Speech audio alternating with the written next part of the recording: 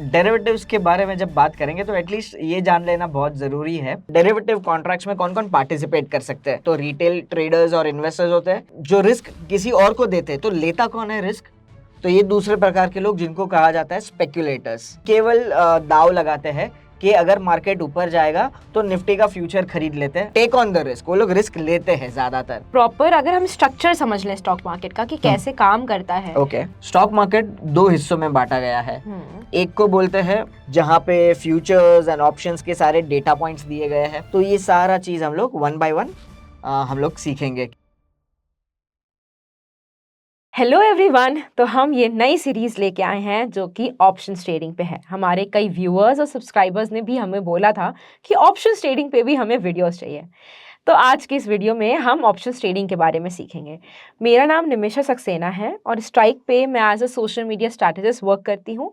और हमारे साथ जुबिन है जो हमारे साथ पिछले वीडियोस में भी थे। ये इनका कॉर्पोरेट वर्ल्ड में काफ़ी अच्छा बैकग्राउंड रहा है और पिछले 15 साल से ये प्रोफेशनल ट्रेडर और ट्रेनर भी हैं। ये हमारी पूरी सीरीज में हमारे साथ रहेंगे जो वन बाय वन हमें ऑप्शंस ट्रेडिंग के बारे में सिखाएंगे। ऑप्शंस जो हैं वो थोड़े रिस्की होते हैं, लेकिन ये एक ऐसी चीज़ है जो सबको सीखनी है और मुझे भी सीखनी है, इसलिए हम यहाँ बैठे हुए हैं। ये सीरीज शुरू करने से पहले हम चाहेंगे कि आप हमारे चैनल स्ट्राइक को लाइक, शेयर, सब्सक्राइब ज़रूर करें ताकि हम जो नॉलेज बांट रहे हैं वो और लोगों तक पहुँचे और जो ट्रेडिंग में अपना नया शुरुआत कर रहे हैं वो कुछ सीख पाएं। Great, so thank you Nimisha. और ये सीरीज में हम लोग जैसे कि निमिषा ने ऑलरेडी बता दिया कि हम लोग डेरिवेटिव्स के बारे में बात करेंगे। तो डेरिवेटिव्स के बारे में जब बात करेंगे तो एटलीस्ट ये जान लेना बहुत ज़रूरी है कि डेरिवेटिव क्या है। पहले तो वो एक कॉन्ट्रैक्ट है जिसका वैल्यू किसी और वस्तु से, जो जिसको बोलते हैं हम लोग अंडरलाइंग एसेट, तो वहाँ से उसका डिराइव होकर के आता है। और ये डेरिवेटिव कॉन्ट्रैक्ट कब से शुरुआत कब से हुई थी? हाँ। तो ऐसा लगता है कि अभी अभी हुई होगी, लेकिन नहीं, 12th सेंचुरी से यूरोपियन ट्रेड फेयर जो था वहां से पहले कुछ डेरिवेटिव कॉन्ट्रैक्ट्स ट्रेड किए गए थे वहां पे। उसके बाद यूएस में अन्य यूरोपियन कंट्रीज और एशियन कंट्रीज में भी ये कॉन्ट्रैक्ट्स जो है वो ट्रेड होने लगे। इंडिया में जो है ना वो 1996 में डॉक्टर एलसी गुप्ता की कमिटी बनाई गई वाया सेबी, ठीक है। और ये कमेटी का काम था कि पूरा जो डेरिवेटिव मार्केट जो हम लोग शुरुआत करेंगे उसका एक रेगुलेटरी फ्रेमवर्क डिजाइन करना, उसके क्या रूल्स होंगे, कैसे करेंगे, सेटलमेंट कैसे होगा।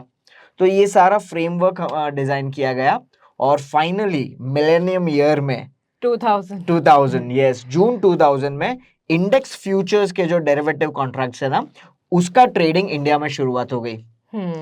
उसके एक साल के बाद 2001 में इंडेक्स ऑप्शंस, स्टॉक ऑप्शंस और स्टॉक फ्यूचर्स, इनकी भी ट्रेडिंग शुरुआत हो गई। ओके, सो बेसिकली तुमने कैलकुलेट कर लिया होगा कितने साल? 25 years? Yes, absolutely. ये अप्रोक्सीमेटली 25 साल हो गए हैं कि इंडिया में ये शुरू हो गया है।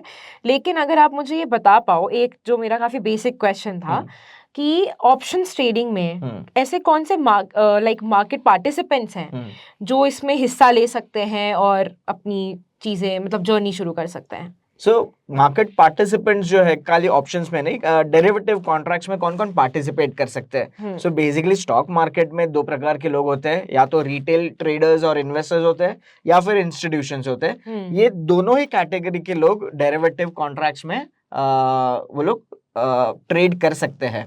ओके, जो मार्केट पार्टिसिपेंट्स जो होते हैं ना वो तीन प्रकार के लोग होते हैं मार्केट में। पहले प्रकार के लोग होते हैं उनको कहा जाता है हेजर्स। हेजर्स मतलब जो लोग रिस्क मिनिमाइज कर देते हैं या दूसरों को दे देते हैं रिस्क। ओके, सो एक वो लोग बोलते हैं कि इंश्योरेंस प्रोडक्ट के हिसाब से यूज करते हैं डेरिवेटिव कॉन्ट्रैक्ट को।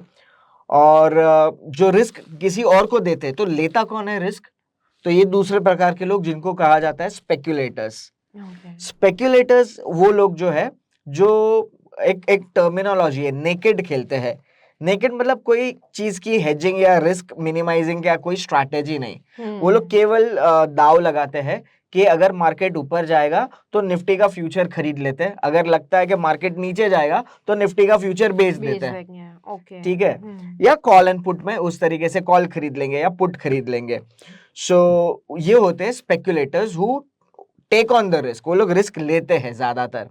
और तीसरे प्रकार के लोग होते हैं आर्बिट्रेजर्स। आर्बिट्रेजर्स क्या करते हैं, एक मार्केट में बाई करते हैं और दूसरे मार्केट में वही प्रोडक्ट सेल करते हैं, और जो प्रोडक्ट का जो प्राइस डिफरेंस होता है उसके बीच में उनका प्रॉफिट हो जाता है। Okay. So they are also like minimum risk takers.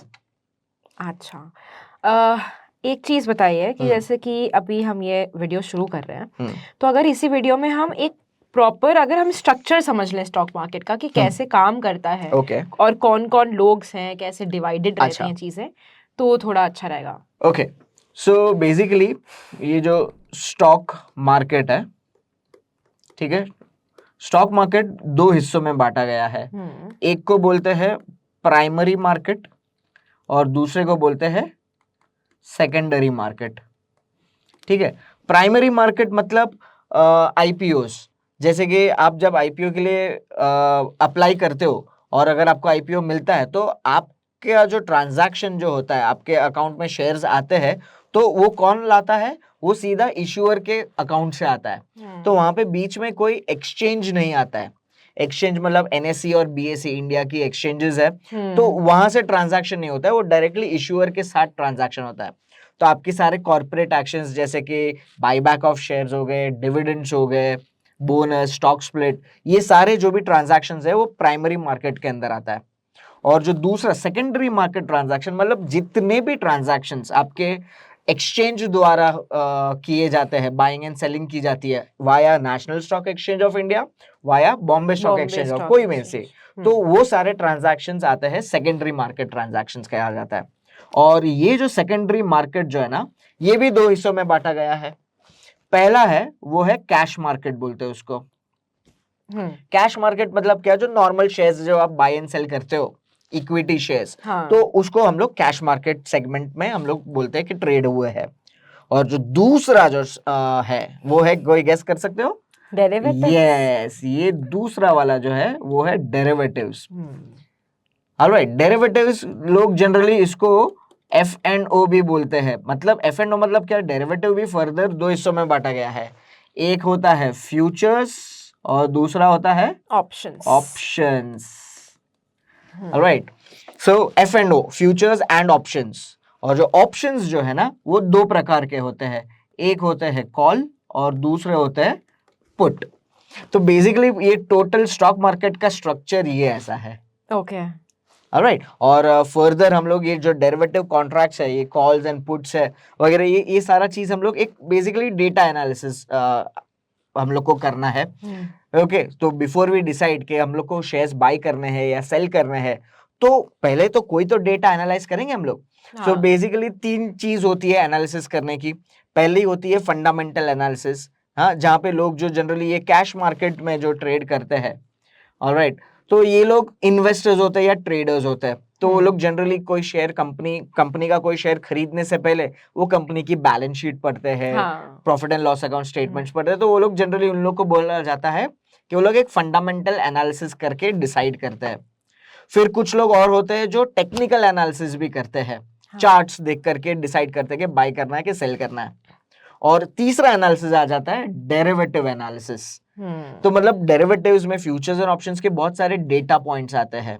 Okay, जैसे कि कहाँ देखेंगे, तो मैं लेकर के चलता हूँ। सबसे पहले तो मैं जो यूज करता हूँ वो ये स्ट्राइक का प्लेटफॉर्म यूज करता हूँ, जहाँ पे फ्यूचर्स एंड ऑप्शंस के सारे डेटा पॉइंट्स दिए गए हैं। ऑलराइट, फंडामेंटल एनालिसिस और टेक्निकल एनालिसिस भी यहाँ से हम लोग कर सकते हैं। और यहाँ पे एक फ्यूचर्स का OI बिल्टअप कितना हुआ है, रोल ओवर कितना हुआ है, OI इंटरप्रिटेशन क्या है, तो ये सारा चीज हम लोग आगे वीडियोस में 1 by 1 हम लोग सीखेंगे। ये फ्यूचर्स हो गया। सिमिलरली ऑप्शंस में भी what is open interest, multi strike OI, strike क्या होता है, ऑप्शन चेन क्या होता है, पुट कॉल रेशियो क्या होता है। तो ये सारा चीज हम लोग 1 by 1 हम लोग सीखेंगे कि what is call put, Greeks क्या है, तो ये हम लोग आगे कवर करेंगे। Thank you so much. तो ये एक हमारा फर्स्ट वीडियो में एक इन शॉर्ट इंट्रोडक्शन था कि हम आगे आने वाले वीडियोस में क्या क्या चीज़ें और पढ़ने वाले हैं। हमारी टेक्निकल एनालिसिस पे भी एक सीरीज़ है, आप जाके देख सकते हो, यूट्यूब पे प्लेलिस्ट में होगी। और इस वीडियो को प्लीज़ लाइक शेयर सब्सक्राइब करें ताकि हम अपनी नॉलेज से और लोगों की हेल्प कर पाएँ जो स्टॉक मार्केट में अपनी ट्रेडिंग जर्नी शुरू करने वाले हैं। और आप भी हमारे स्ट्राइक प्लेटफॉर्म को यूज़ करके देखें और हमें बताएं कि आपको कैसा लग रहा है प्लेटफॉर्म।